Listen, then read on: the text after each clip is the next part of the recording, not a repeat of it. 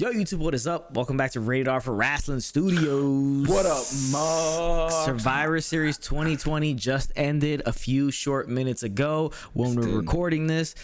Interesting show. Ended with the Undertaker ceremony segment. You know, thank you Taker segment at the end. Farewell Taker. The farewell Taker / thank you Taker segment to end the show. This show wasn't that great of a show. It really legitimately had only about 2 good matches to it, 2 to 3, and it's pretty much what we expected it to be because a lot of these matches were just put together. The team seemed kind of weak, and certain situations just didn't really pan out that well. So we're gonna get into it, give you reviews, reactions to the matches. So the men and women that were facing each other, brand versus brand, are obviously fighting for brand supremacy. Whatever the fuck that actually means, we don't know. But the main thing these men and women of the WWE were fighting for was for our number of George Souths that we're going to give them for this event. George South, that's the guy we're using for today's video and for today's pay-per-view. So they were all fighting, putting their bodies on line just for how many George Souths they could actually get from us. Arguably, not arguably, but the greatest enhancement talent of all time in the books. It's done. He had a championship match against Ric Flair once. So, you know, I mean, Survivor, was he really a jobber? It's apropos because Survivor Series is called the best of the best. This was the tagline for it, and the best of the best when it comes to enhancement talent is George South. So we're gonna get into that. Sir. But before we do, I remind you guys, watch this video, you like the videos, drop a like, smash the like button, hit the subscribe button if you're watching the channel, you're not subscribed to the channel, notification bell so you guys are alerted when new videos drop, just like this one and the previous ones that are dropping. Also, follow me on social media, Instagram, Twitter, Twitch for the live streams, TikTok, all the same handles. In the description section below, you got links. Amazon link, shop through there, use that link, kicks back towards the channel. Fight TV, Honor Club, sign up for the Honor Club, order pay-per-views on Fight TV. Through those links, kicks back towards the channel. Highspots.com, any merchandise you guys want to buy wrestling related, buy it there, use the link, kicks back towards the channel. Appreciate all the support, guys. Let's get right into it. Our reaction and review for Survivor Series 2020. So the show started off with a kickoff show. Obviously, we had some interesting things going down in the kickoff show. We had a dual brand battle royal, but before the battle royal, we had the gobbledygooker made his return 30 years later, made his return and became 24/7 champion. Because why not? Later on, he would lose it on later on because he was, you know, all happy to see a bunch of bird food on the floor. He got pinned by Akira Tozawa. Then Tozawa got pinned by R-Truth. That's the end of that. Yeah, who cares? But the dual brand battle royal, another thing that wasn't really super important. You know, they had a lot of bigger guys in this thing. You know, they had Robert Roode, Murphy. Funny, Murphy, Mysterio, and Dominic all came out together, which is awkward. You had The Miz in there. You had John Morrison. You had Elias. You had Jeff Hardy. You had Ricochet. You had a lot of guys in this match. The 3 guys in this battle royal were The Miz, Dominic Mysterio, and Chad Gable. Dominic Mysterio did a good job in this whole thing. You know, it's a tough match because you can easily mess up in these types of matches. Yeah, of course. Somebody so young as Dominic, but he did a good job. Now the interesting thing here was that it looked like he did throw Miz over the top rope. He was hanging on the rope, laid down the apron, rolled back in really quickly, then got kicked out. So it looked like he got eliminated, but he actually technically wasn't. You have Dominic eliminating Chad Gable after that. He thinks he wins, but then here comes Miz. Miz wins it. We're gonna give this one a half a George South. Yeah, it's just a battle royal match. I kind of would have liked to see Dominic win just because he's a younger guy. It'd be more interesting if he won it, but kind of elevate him where Miz is Money in the Bank. He doesn't really need it. It didn't really serve any purpose, and it really soured because a battle royal is a battle royal. Sometimes they're as entertaining as a battle royal can be. You've kind of seen, after you see 100 of them, you've seen them all. Yeah. So this was kind of just a dumb ending to it. So that's why we're really giving it half of George South because it just really wasn't that. That ending was blech. Yeah, I mean, it doesn't make no sense. It's just, give it to Dom, give it to somebody like that. Give it to Chad Gable or something like that. Somebody, The Miz doesn't really need it because he is Mr. Money in the Bank. Yes, and he's been in prominent roles on Raw. He's like one of the, maybe the 3rd guy on Raw at the moment. So it's just, it made no sense. And it's just a way for them, an excuse for them to say, oh, Miz, wins this. Now, he's going to be lurking towards that championship, brand versus brand championship match at the end of the show. But, it is what it is. But, guys, that's half a George start. Let's get to the next match. And that's the men's Survivor Series 5-on-5 elimination match. And this one was one hell of a surprise. Now, we have the first guy eliminated here is Seth Rollins because Seth Rollins, way possible. He has like a detached look his entire time. He's not really like focusing on the match. He comes in and, turns back to his team and says, for the greater good, drops down to his knees and asks Sheamus just to bro kick him, which Sheamus does, and he's eliminated.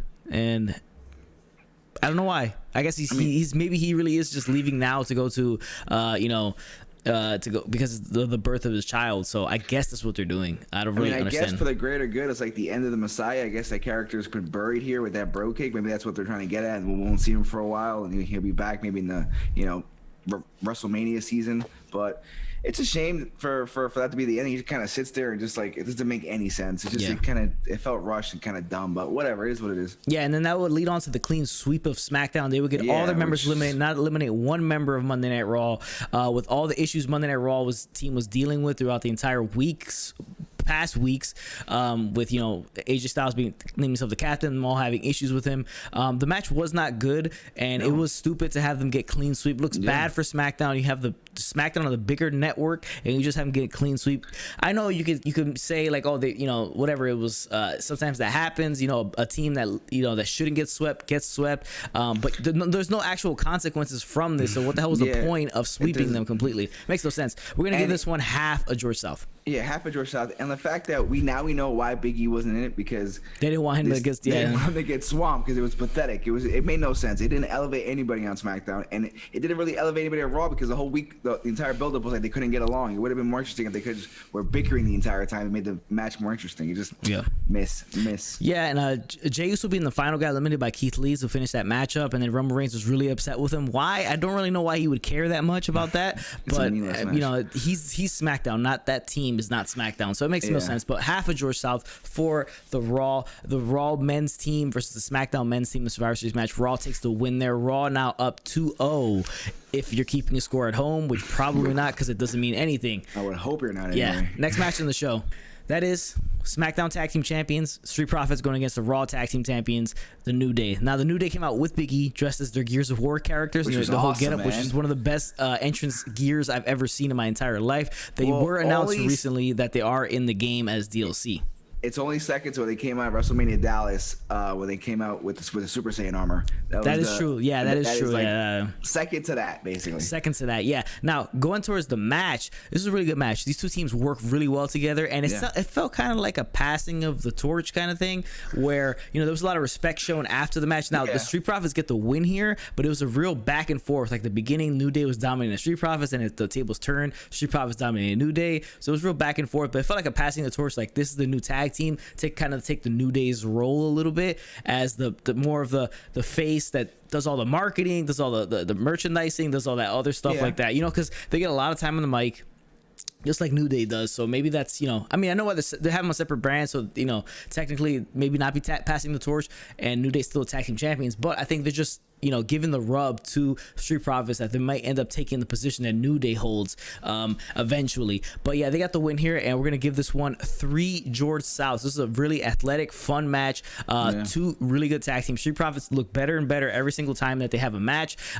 Their run may not be the greatest just because the tag team division is so weak. So this is pretty much the only tag teams you got facing each other, and that's why the match came off so good. But it does downplay the rest of the division because they really can't live up to this type of matchups against other teams. Yeah. I don't think it's a passing of the torch. I think it's more of just like the New Day's job was to get these guys over and make sure that they are a team that is second to New Day or at the same level as the New Day. They probably want to reach those levels because the New Day have been doing it for 6-7 years strong now, so they kind of is what it is. But the match was very good. I love the mutual respect that both teams showed. Yeah. They like even through the build, like they were talking smack, but it wasn't like heel babyface smack. It was like just two groups that were like, "Yo, well, I'm the best. You're the best. Let's go in the ring." And it was awesome. They had a great match. I think it elevates both teams, and it adds another bigger tag team. Like they are the second tag team to the New Day, so that's something that's very important for WWE and for the entire tag division. Hopefully, but now we have to build other tag teams to keep them hot and keep them interesting and bring them to higher levels and bring a tag team division to higher levels that we've been trying to get to for maybe, I don't know, 20 years maybe, because it's been that abysmal. Yeah, so we'll see what happens with the tag team division going forward after this. They got to build new teams. The Usos got to come back and go into tag matches against Street Profits. I like to see that. But yeah, they really got to rebuild the division up. And, these are the cream of the crop on both brands when it comes to the tag team division. So it's not even close. Yeah, it's not even close. So it gets 3 George Souths. Now SmackDown is down 2-1 to Raw with this win here. Comeback is ensuing. The next match on the show is Sami Zayn, your Intercontinental Champion, going against Bobby Lashley, your United States Champion. Bobby Lashley draped with the hurt business on the outside. Now this is pretty much like a squash match, right? Because Sami didn't get any offense in whatsoever for the most part, but he ran around trying to get the Hurt Business to try to interfere in the match and get the win by disqualification, which didn't end up happening. He got the hurt lock on him. That was the end of that. We're gonna give this one half of George South. The thing is, I don't know. For me, Sami, he's not really doing it for me. He's just really not. I like NXT Sami more than I like main roster Sami. Yeah, so that's pretty much a half of George South for here. Lashley gets the win. Raw is up 3-1. El Generico, Sami Zayn on NXT, Ring of Honor was the man. Yeah. But ever since his debut, where he popped his shoulder out on Raw, his first doing his entrance thing, it's been stop and start and stop and go. And right now he started up again, and we're kind of excited for. He got the IC title, but this whole run right now he's been stuck in the mud. He's been rubbing his tires. He's just been stuck in the mud. So hopefully we get something more out of this. But he deserved to get squashed because Bobby Lashley is being booked better. He's in a better storyline. He's in a more prominent group.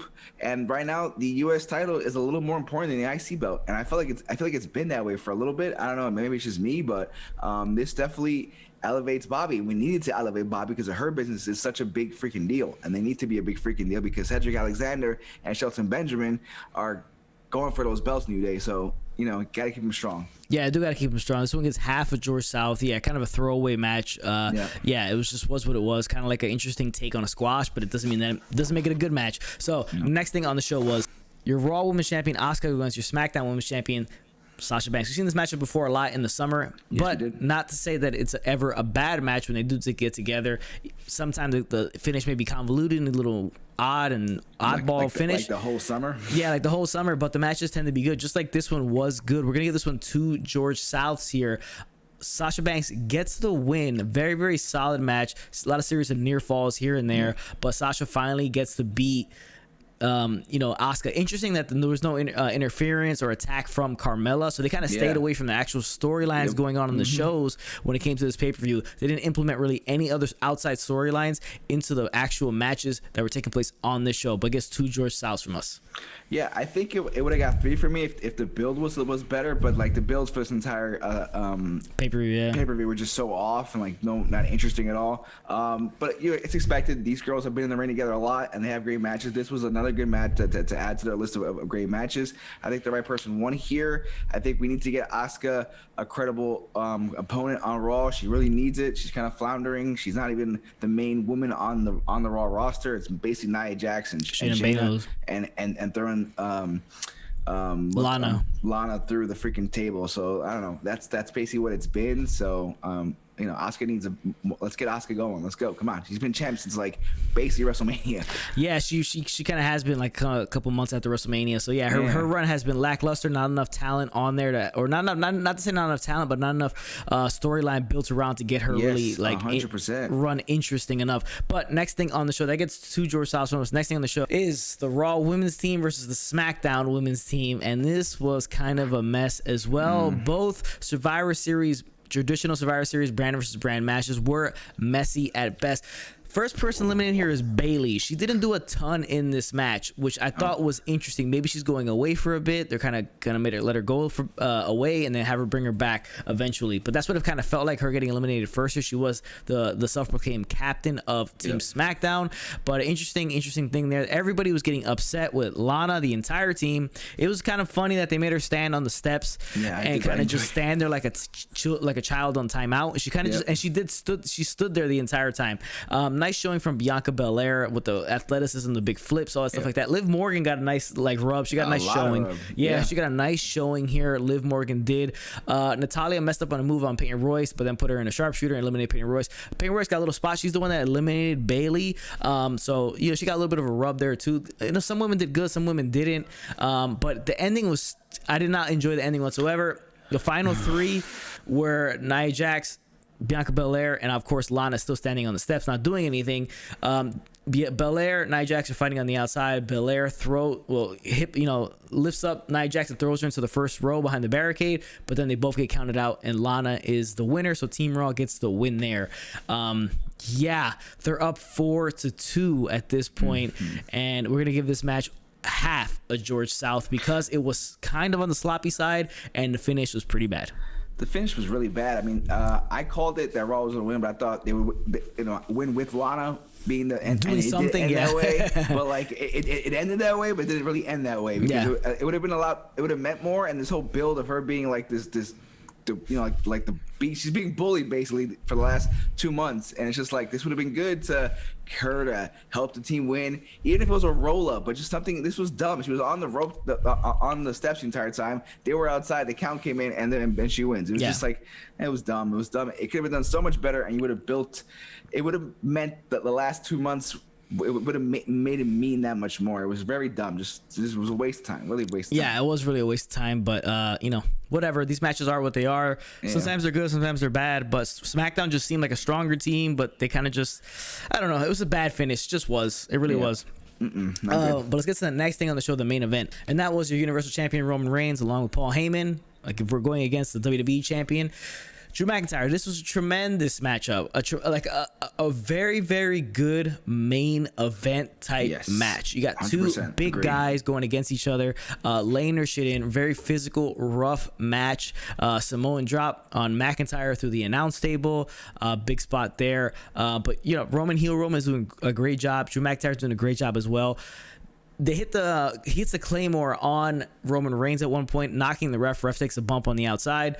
Then here comes a low blow. Jey Uso comes in and helps out Roman to kind of redeem himself from losing, for SmackDown team losing. And he helps out Roman here get the win. He and chokes out. Roman does choke out Drew McIntyre, but this is gonna get 3.5 George Souths from us. Roman wins. The right call here. Roman needs to stay completely strong. Drew McIntyre can't take the loss because of the screw job kind of finish, a screwy finish with Jey Uso involving himself. At the end, you see Jey Uso hug Roman Reigns, and he seems to be okay again with the tribal chief. But tremendous matchup. And that leaves the night SmackDown 3, Raw 4. Yeah, I thought it was a great match. This was the start of something. I feel this has the feeling of Austin Rock when they were going for the IC belt before they got to the championship levels. If this had longer booking, and it's okay because I think this is the start of something special between these two guys. This felt like a big fight. It felt special, and it didn't feel special up until both guys were in the ring looking at each other with the belts, and it just felt this is something special. Like these guys are two studs. These are two horses that are going to run this company for the next hopefully decade.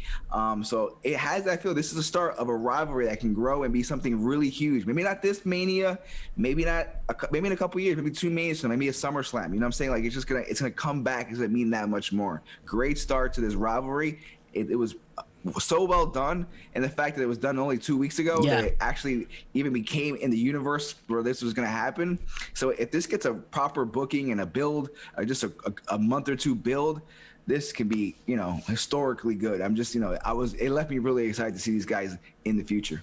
Yeah, they did have their match at WrestleMania 35, the one in New Jersey, but it didn't have the same feel because obviously McIntyre wasn't at the level he's at now, and Roman, nobody liked him at that point. He's not the heel Roman, but now with the way both of them are kind of in their each of their situations, it does make that that feel that much bigger. So eventually give it a few months, give it a year or so, and when the brands don't mean as much anymore and they kind of just blend all together, we may see this come back around for a title in the end. So pretty interesting stuff there, but that's 3.5 George Souths there. Now we're gonna end the show with the Undertaker segment. The Undertaker segment was interesting. Now we had a few legends come in the ring, and that was it. They came in the ring.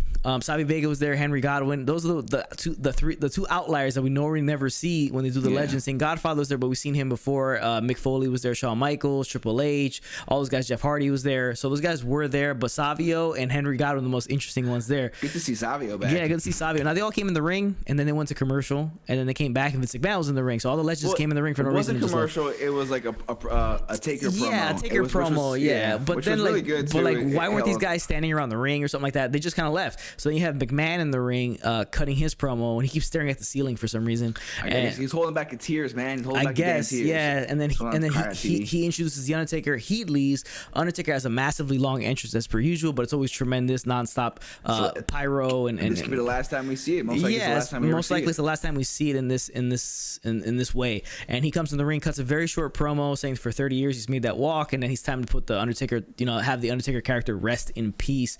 And he poses and all that stuff like that, and the pumping crowd noise is cheering and saying thank you, Taker, and he leaves. But tremendous camera work from WWE, the way they pan around him, showing the way the video boards look, the lighting, all that stuff. They do tremendous camera work, the way they pan around the whole arena and make him look very, very tremendous production in all this. But in the end, it just kind of felt like, oh, you know, okay. I mean, it wasn't. It didn't feel as grand as it should have felt, right? Like, no, yeah, like how the Ric Flair ones felt, or like you really felt all the emotion. It was kind of just Taker by himself.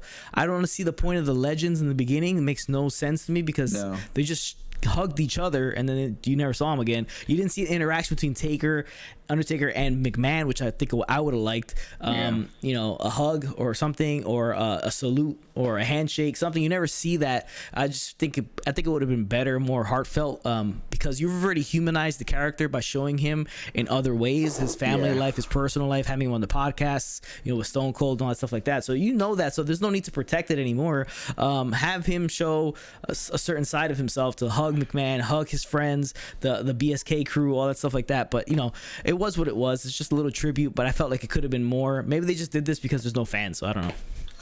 Yeah, this is something where I get what you're saying, where the character, where like we could have break the Undertaker character, but I think that's Mark Calloway, Undertaker, doing his thing of like, he's like the locker room leader. He always kept character. It was like his thing where this is his character, it's his baby, and no matter what, he was always Undertaker. So I think that was more his call, probably, where he didn't want to break the character. He didn't want to come out and do a sappy. He'll save that for the Hall of Fame speech one day. This was more of just we're retiring Undertaker, you know. So it had to be that way. But this is something that Undertaker is one of the greatest of all time. Anybody that had a 30-year career, when you look back at guys like Austin and The Rock, they maybe did it for, 10 years. You know, Rock maybe did it for 6 years, 7 years. You know, he's been doing it for 30 years. I was 2 years old when he showed up. He's basically my entire life. This guy has been the Undertaker. Yeah. So it's pretty amazing. The amazing run that he had. Coming to that, you needed to maybe wait until we can have people in an arena, whether it be a year or two from now, or if it won't be a packed arena or just a middle packed arena. This needed a live crowd. It would have felt that more special. You would have felt the emotion. There'd have been tears in the crowd. I probably would have been bawling because, like, you know, a WWE crowd, like, they're gonna show the emotion. They're gonna give everything they got to him. And Taker probably would have broke character because at that point, maybe that's why he did. Maybe he did a nod so he wouldn't break character. But I don't know. I just think they should have waited for this for maybe another year or so, or where we could get people back to normal and in arenas, and it would have been that more special. And I think he deserved that because he is the Undertaker. So this was nice. This was good. But it didn't feel as special as it needed to be because he's Undertaker, for crying out loud. He's Taker, man. Yeah, I mean, like, I just think that WWE sees it as like 30 years, pretty much, I think, to the day that he debuted. So they're just kind of like, let's strike it because of how it makes sense at this point. But I get it. I mean, it was what it was. It's a nice number, 30, but I just feel like he's Taker. He needs a crowd there, like the crowd, and you took that away from fans. Yeah, they may end up doing it again, another Taker appreciation night or something like that when the fans get back in the building. But we'll see what happens. The event itself was what it was. We gave our reviews for the match. Appreciate you guys for watching. Shout out to George Salve for being our enhancement talent of this pay-per-view. Cool. The best of the best. The best of the best when it comes to enhancement talent, and the best of the best when it comes between Raw and SmackDown for this Survivor Series 2020, the Thank You Taker edition. Appreciate you guys for watching. Remember, if it doesn't work for you, brother, do not do the job. Oh yes.